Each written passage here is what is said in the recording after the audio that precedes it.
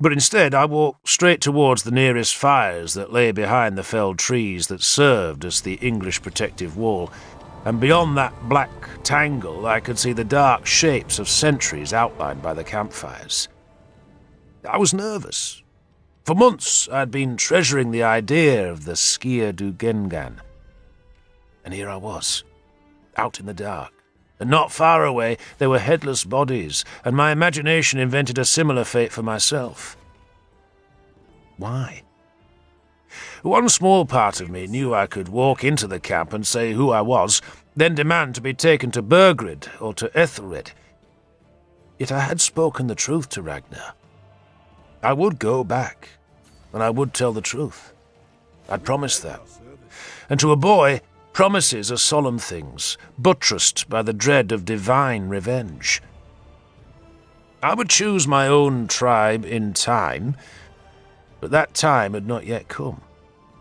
And so I crept across the field, feeling very small and vulnerable, my heart thumping against my ribs, and my soul consumed by the importance of what I did. And halfway to the Mercian camp, I felt the hairs on the back of my neck prickle.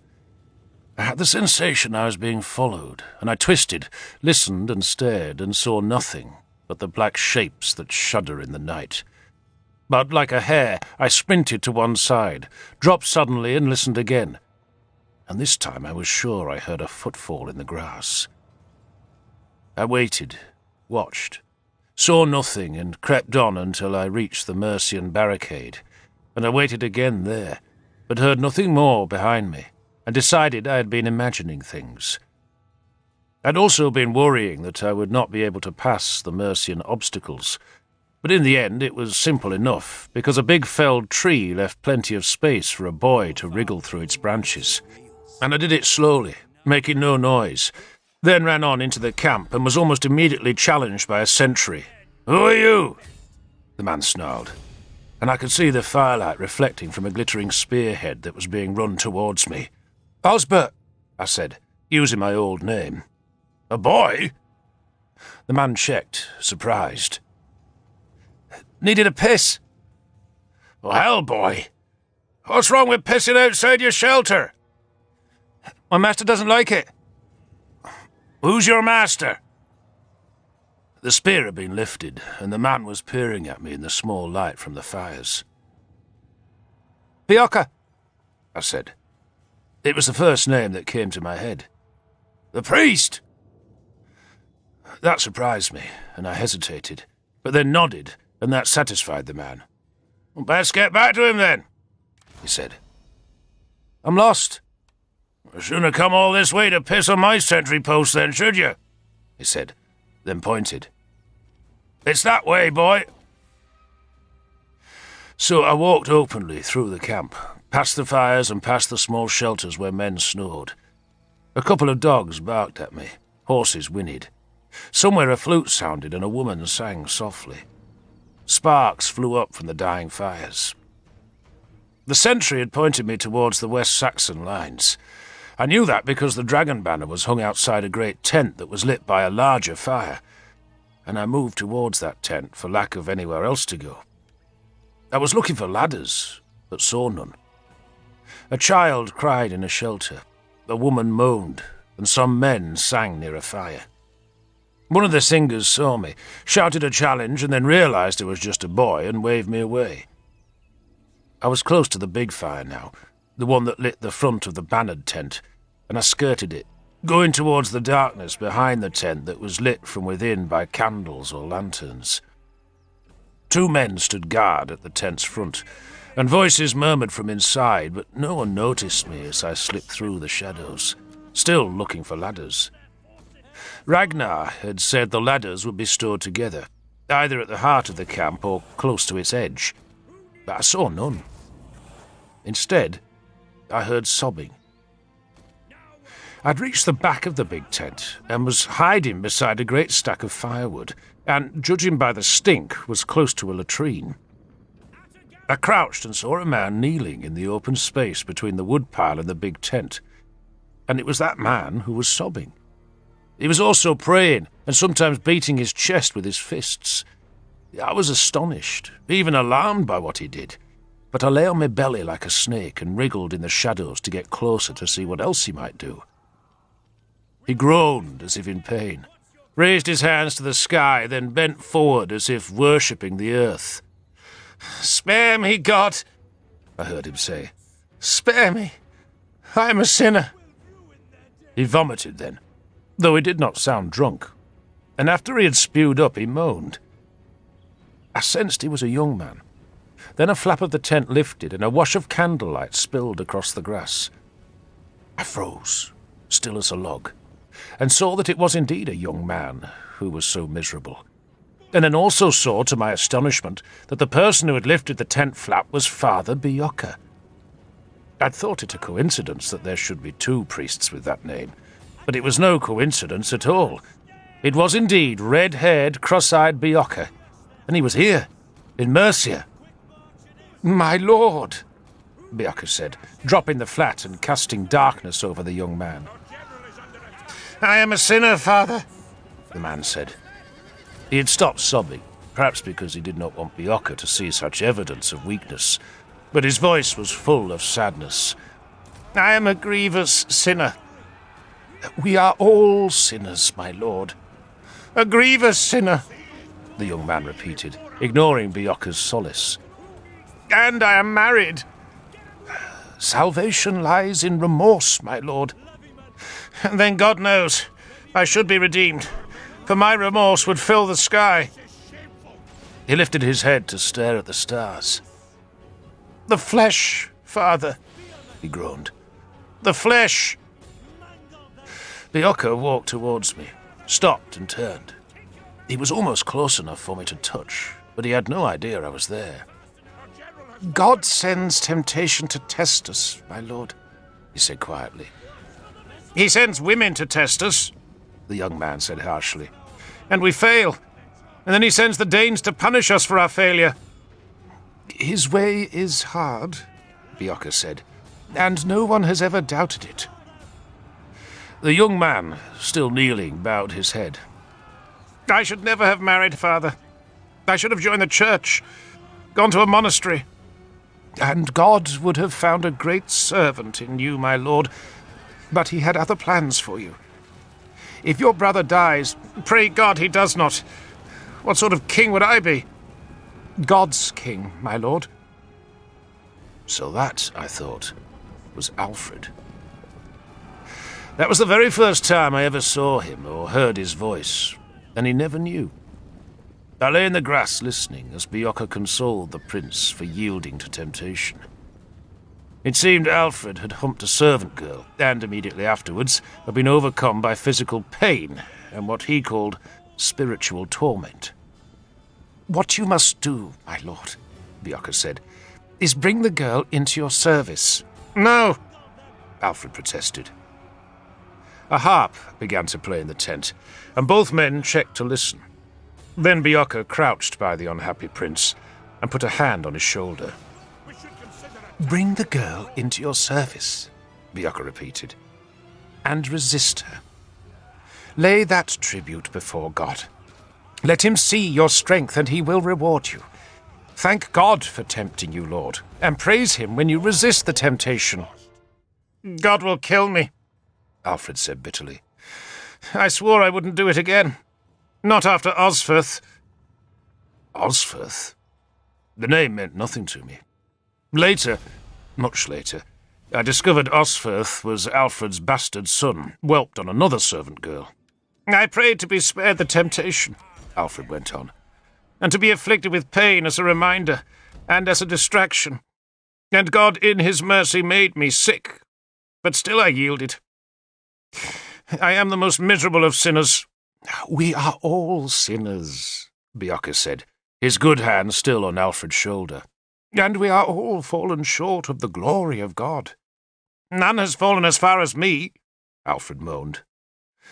"God sees your remorse," Bioka said, "and he will lift you up. Welcome the temptation, Lord," he went on urgently. "Welcome it, resist it, and give thanks to God when you succeed. And God will reward you, Lord. He will reward you."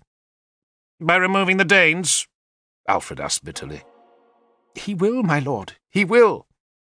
But not by waiting, Alfred said. And now there was a sudden hardness in his voice that made Bjorka draw away from him. Alfred stood towering over the priest. We should attack them.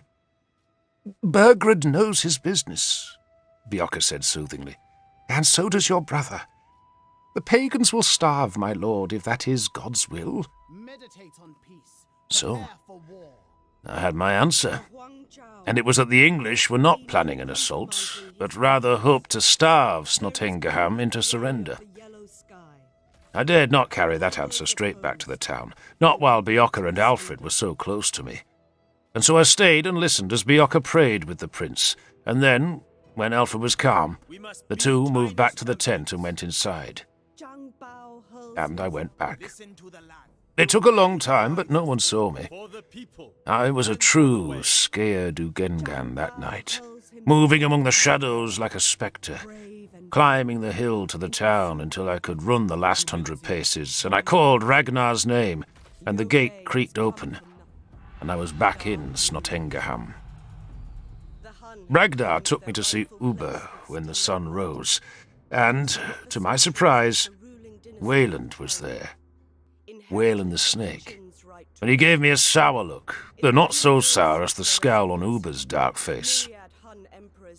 So, what did you do? He growled. I saw no ladders, I began. What did you do? Uber snarled. And so I told my tale from the beginning, how I had crossed the fields and had thought I was being followed, and had dodged like a hare, then gone through the barricade and spoken to the sentry. Uber stopped me there and looked at Wayland. Well? Wayland nodded. I saw him through the barricade, lord. Heard him speak to a man. So Wayland had followed me. I looked at Ragnar, who shrugged. My lord Uber wanted a second man to go, he explained, and Wayland offered. Wayland gave me a smile, the kind of smile the devil might give a bishop entering hell. I could not get through the barrier, lord, he told Uber. But you saw the boy go through. And heard him speak to the sentry, lord, though what he said I could not tell. Did you see ladders? Uber asked Wayland. No, lord, but I only skirted the fence. Uber stared at Wayland, making him uncomfortable, then transferred his dark eyes to me and made me uncomfortable. So, you got through the barrier, he said. So what did you see? I told him how I had found the large tent, and of the conversation I'd overheard. How Alfred had wept because he had sinned, and how he had wanted to attack the town, and how the priest had said that God would starve the Danes if that was his will. And Uber believed me, because he reckoned a boy could not make up the story of the servant girl and the prince. Besides, I was amused, and it showed. Alfred, I thought, was a pious weakling, a weeping penitent, a pathetic nothing, and even Uber smiled as I described the sobbing prince and the earnest priest. So, Uber asked me. No ladders? I saw none, lord. He stared at me with that fearsomely bearded face, and then, to my astonishment, he took off one of his arm rings and tossed it to me. You're right, he told Ragnar. He is a Dane. He's a good boy, Ragnar said. Sometimes the mongrel you find in the field turns out to be useful, Uber said, then beckoned to an old man who had been sitting on a stool in the room's corner. The old man was called Storry, and like Raven, he was a skald, but also a sorcerer, and Uber would do nothing without his advice. And now, without saying a word, Storry took a sheaf of thin white sticks, each the length of a man's hand, and he held them just above the floor, muttered a prayer to Odin, then let them go. They made a small clattering noise as they fell, and then Storry leaned forward to look at the pattern they made. They were rune sticks. Many Danes consulted the rune sticks, But Story's skill at reading the signs was famous, and Uber was a man so riddled with superstition that he would do nothing unless he believed the gods were on his side. "Well?" he asked impatiently. Story ignored Uber. Instead, he stared at the score of sticks, seeing if he could detect a rune letter or a significant pattern in their random scatter. He moved around the small pile, still peering, then nodded slowly. "It could not be better," he said. "The boy told the truth."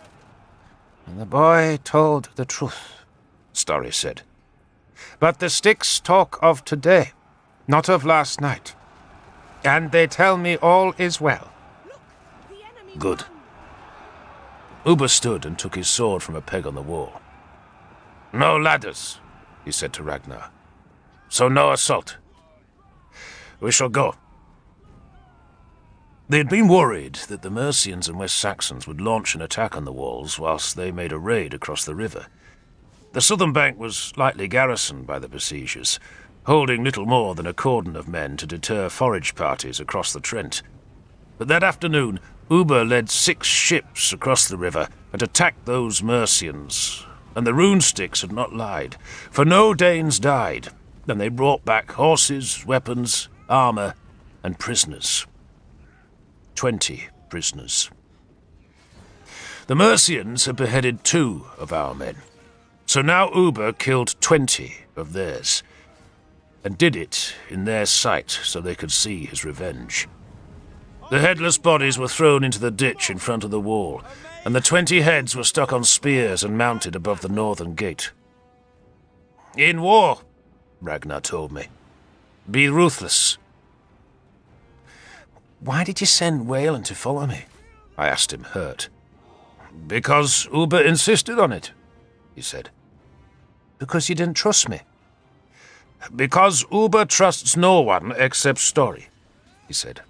"And I trust you, Uhtred." The heads above Snottingerham's gate were pecked by birds till they were nothing but skulls with hanks of hair that stirred in the summer wind. The Mercians and the West Saxons still did not attack. The sun shone. The river rippled prettily past the town, where the ships were drawn up on the bank. Raven, though he was blind, liked to come to the ramparts, where he would demand that I describe all I could see. "Nothing changes," I would say. "The enemy is still behind their hedge of felled trees. There are clouds above the distant hills. A hawk hunts. The wind ripples the grass. The swifts are gathering in groups. Nothing changes." "And tell me about the rune sticks," I begged him. "The sticks?" He laughed. "Do they work?" He thought about it. "If you can read them, yes. I was good at reading the runes before I lost my eyes." "So they do work?" I said eagerly. Raven gestured towards the landscape he could not see. "Out there, Uhtred," he said. "There are 12 signs from the gods, and if you know the signs, then you know what the gods want. The rune sticks give the same message, but I have noticed one thing." He paused, and I had to prompt him, and he sighed as though he knew he should not say more. But he did. "The signs are best read by a clever man," he went on. "And Story is clever. I dare say I am no fool." I did not really understand what he was saying. "But Story is always right?" "Story is cautious. He won't take risks, and Uber, though he doesn't know it, likes that." "But the sticks are messages from the gods." "The wind is a message from the gods," Raven said. "As is the flight of a bird, the fall of a feather, the rise of a fish, the shape of a cloud, the cry of a vixen, all are messages. But in the end, Uhtred, the gods speak in only one place." He tapped my head. "There." I still did not understand and was obscurely disappointed. "Could I read the sticks?" "Of course," he said. But it would be sensible to wait till you're older. What are you now? 11? I said, tempted to say 12. Maybe you'd best wait a year or two before reading the Styx. Wait till you're old enough to marry, 4 or 5 years from now. That seemed an unlikely proposition, for I had no interest in marriage back then. I was not even interested in girls, though that would change soon enough. Thyra, perhaps? Raven suggested. Thyra? I thought of Ragnar's daughter as a playmate, not as a wife. Indeed, the very idea of it made me laugh. Raven smiled at my amusement. Tell me, Uhtred, why we let you live. I don't know. When Ragnar captured you, he said, he thought you could be ransomed, but he decided to keep you. I thought he was a fool, but he was right. I'm glad, I said, meaning it. Because we need the English, Raven went on. We are few, the English are many, despite which we shall take their land, but we can only hold it with the help of Englishmen. A man cannot live in a home that is forever besieged. He needs peace to grow crops and raise cattle, and we need you. When men see that Earl Uhtred is on our side, then they won't fight us. And you must marry a Danish girl, so that when your children grow they will be both Dane and English, and see no difference. He paused, contemplating that distant future, then chuckled. Just make sure they're not Christians, Uhtred. They will worship Odin, I said, again meaning it. Christianity is a soft religion, Raven said savagely. A woman's creed. It doesn't ennoble men, it makes them into worms. I hear birds. 2 ravens, I said, flying north. A real message, he said delightedly. Hugin and Moomin are going to Odin. Hugin and Moomin were the twin ravens that perched on the god's shoulders when they whispered into his ear. They did for Odin what I did for Raven. They watched and told him what they saw. He sent them to fly all over the world and to bring back news, and the news they carried back that day was that the smoke from the Mercian encampment was less thick. Fewer fires were lit at night. Men were leaving that army. Harvest time, Raven said in disgust. Does that matter? They call their army the Feared, he explained, forgetting for a moment that I was English. And every able man is supposed to serve in the Feared. But when the harvest ripens, they fear hunger in the winter. So they go home to cut their rye and barley. Which we then take? He laughed. You're learning, Uhtred. Yet the Mercians and West Saxons still hoped they could starve us, and though they were losing men every day, they did not give up until Ivar loaded a cart with food. He piled cheeses, smoked fish, newly baked bread, salted pork, and a vat of ale onto the cart, and at dawn 12 men dragged it towards the English camp. They stopped just out of bowshot and shouted to the enemy sentries that the food was a gift from Ivar the Boneless to King Burgred. Next day, a Mercian horseman rode towards the town carrying a leafy branch as a sign of truce. The English wanted to talk. Which means, Raven told me, that we have won. It does. When an enemy wants to talk, he said, it means he does not want to fight. So we have won. And he was right. Chapter 3.